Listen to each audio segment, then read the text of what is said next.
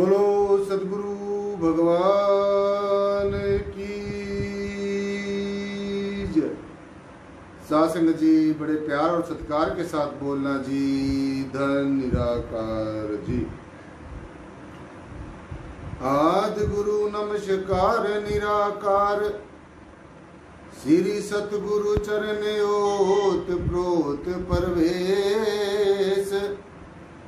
एक अनेक विस्तार रब नमस्कार, बूटा चरण घट घट में परवेश। दंडवत बंदन गुरुदेव को, निराकार जिस दरस दिखाया। दुखा विचों कढ़ के सुखा से तीनाल रलाया। जन्म मरण दुख कटया, मुक्त पदार्थ बिच समाया। दुखी हो संसार है, आवागमन दा भरम चुकाया। यम काल न सिरों उतरे, मनमुख कौड़ी जन्म गवाया। शरण पड़े बूटा सिंह दी, सत शब्द दे मुक्त कराया। शरण पड़े बूटा सिंह दी, सत शब्द दे मुक्त कराया। प्रेम भगत गुरु पूज के, निराकार का ध्यान दिरड़ाया। जेहा बीजा महताब, तेहा फल पाया। धन धन मेरे सदगुरु, पूर्ण गुरु महताब। बार बार करूं वंदना, नमस्कार हर बार। बार बार करूं वंदना, नमस्कार हर बार। आप न आते जगत में, जल मरता संसार। जग तारण को आ गए, मेरे पूर्ण गुरु महताब। जग तारण को आ गए, लक्ष्मण सिंह महाराज। जग तारण को आ गए, सदगुरु प्रियतम नाथ। सासंग जी, बड़े प्यार और सत्कार के साथ बोलना जी। धन निराकार जी। आओ सासंग जी, आज की ज्ञान चर्चा शुरू करते हैं।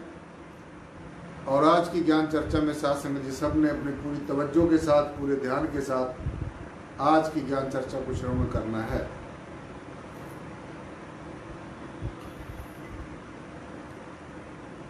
तो जितने भी हमारे धर्मों के धर्म शास्त्र हैं, चाहे वो किसी भी धर्म के हैं, सभी धर्मों के धर्म शास्त्र हमें परमेश्वर से मिलने की प्रेरणा देते हैं, परमात्मा से मिलने की प्रेरणा देते हैं, परमेश्वर की डगर पर सासंग जी चलने की प्रेरणा देते हैं।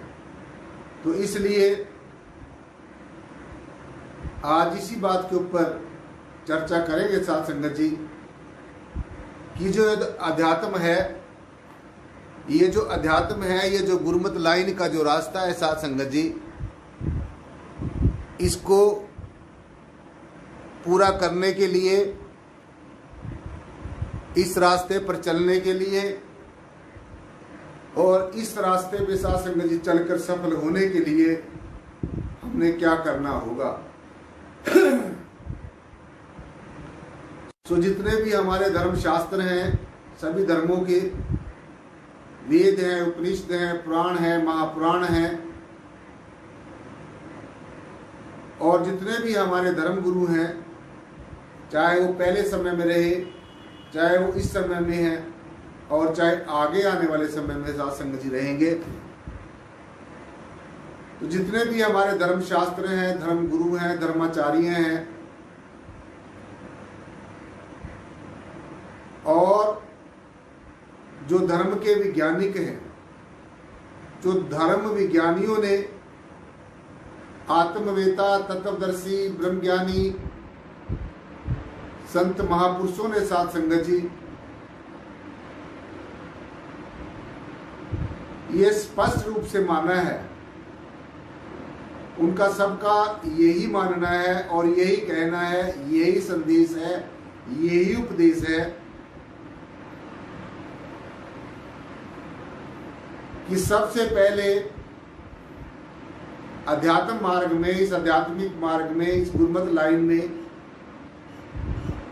सबसे पहले सदगुरु के प्रति पूरा समर्पण,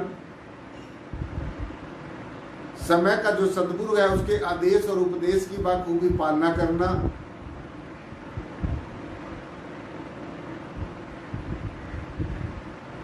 और सदगुरु के प्रति पूरी निष्ठा,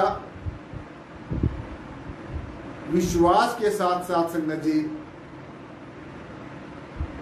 हृदय से परमेश्वर को, इस परब्रह्म निर्गुणाकार सर्वाधार विश्वाधार परम तत्व को पहले हमने स्वीकार करना है, क्योंकि आप सब ब्रह्म ज्ञानी हैं, ब्रह्मवेता हैं। आप सबको साथ संगत जी सदगुरु भगवान ने इस जय श्री प्रियतम निर्गुणाकार विश्वाधार परम तत्व का ज्ञान और इसका ध्यान आपको बड़े स्पष्ट शब्दों में साथ संगत जी सदगुरु भगवान ने आपको बताया है। तो इसलिए पहले इस परम तत्व को, इस परमात्मा को और इसका जो साक्षात जो स्वरूप है, जो समय का सदगुरु है, जो इस परब्रह्म निर्गुणाकार सर्वाधार विश्वाधार परम तत्व का जो साक्षात स्वरूप है,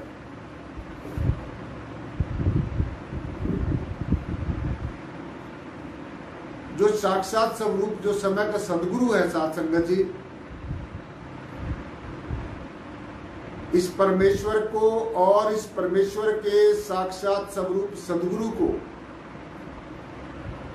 पहले हमने हृदय से, मन से, वचन से, कर्म से स्वीकार करना है। कोई करे या ना करे, लेकिन आपने तो करना ही चाहिए, क्योंकि ये जो ब्रह्म ज्ञान है, ये जो पराविद्या है, ये जो अपने आप को जानने की कला है, ये अपने निज स्वरूप को पहचानने की जो विद्या है, ये आप लोगों को बाखूबी दी गई है, आप लोगों को ये ज्ञान दिया गया है। तो इसलिए निराकारी जागृति मिशन में से कोई भी फॉलोअर्स, कोई भी अनुयायी ऐसा ना हो जो परमेश्वर को ना जानता हो, ना पहचानता हो। सभी को पता है, इस रहस्य का सभी को पता है,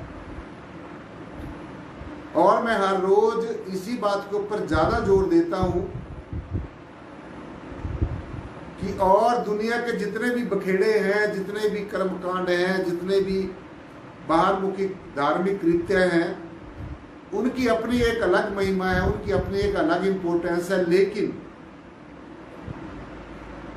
जहां तक ब्रह्म ज्ञान का ताल्लुक है, जहां तक इस आत्मविद्या का ताल्लुक है, जहां तक इस पराविद्या का संबंध है,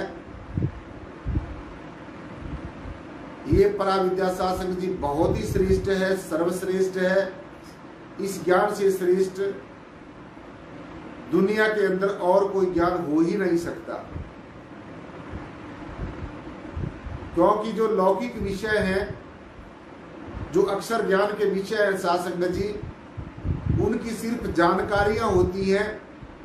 जो ज्ञान होता है वो आत्मा का होता है, और जो प्रेम होता है, प्यार होता है, वो भी आत्मा के साथ होता है, सदगुरु के साथ होता है, परमेश्वर के साथ होता है। क्योंकि ये जो त्रिवेणी है, परमेश्वर, आत्मा और सदगुरु, सत्संग, सत शब्द और सदगुरु, ये जो त्रिवेणी है, इसके बारे में बखूबी हमें पता होना चाहिए, हमें इस चीज का ज्ञान होना चाहिए। तो सबसे पहले अध्यात्म के अंदर इस बात के ऊपर बहुत जोर दिया जाता है साथ संगत जी,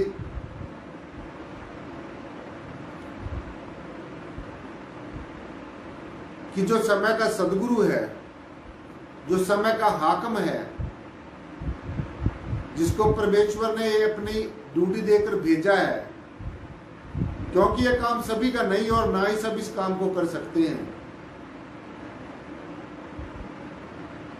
इस काम को साथ संगत जी परमेश्वर की महिमा को गाना, सदगुरु के उपदेश को मानना, उनकी आज्ञा को मानना, ये कोई बिरला ही ऐसा जीव होता है जो इस काम को कर सकता है, जिसके ऊपर परमेश्वर का, इस परब्रह्म निर्गुणाकार भगवान का, इस परम तत्व का अनुग्रह हो और इसका जो साक्षात जो स्वरूप है, जो समय का सदगुरु है, उसकी पावन आशीष हो, आशीर्वाद हो, उसका दया भरा हाथ हो, सदगुरु का रहम कर्म हो, तो तब जब जाकर सासंग जी हम परमेश्वर की महिमा सुन सकते हैं, परमेश्वर की महिमा कर सकते हैं।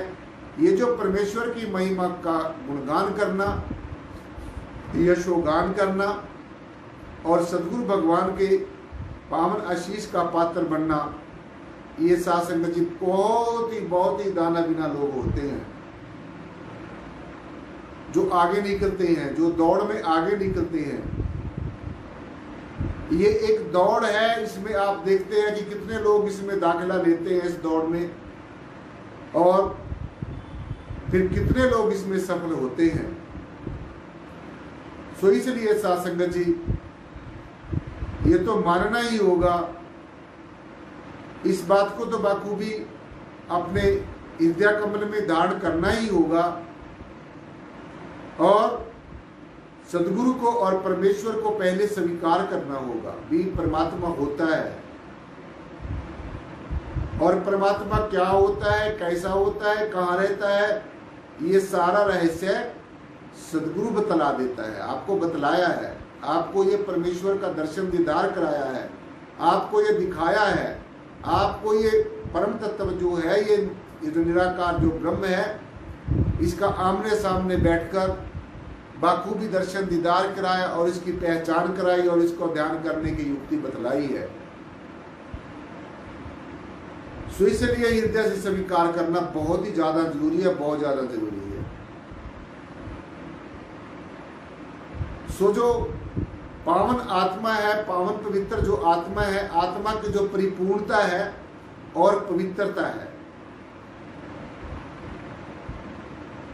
देखिए आत्मा के अंदर दो गुण तो पक्के होते हैं, और तो अनेकों गुण होते हैं, लेकिन दो तो पक्के होते हैं कि आत्मा में परिपूर्णता है, आत्मा अपने आप में कंप्लीट है, अपने आप में परिपूर्ण है। दूसरा जो सबसे इंपॉर्टेंट बात है आत्मा की, आत्मा पवित्र है, आत्मा के ऊपर किसी तरीके की कालिक को नहीं पोता जा सकता, आत्म तत्व को किसी तरीके से प्रभावित नहीं किया जा सकता। पांच के पांच जो तत्व हैं,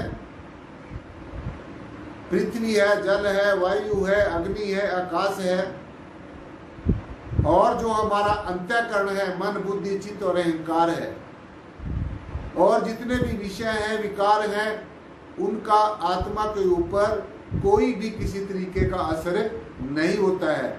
आत्मा इतनी पावन है और इतनी पवित्र है, इतनी होली स्पिरिट है।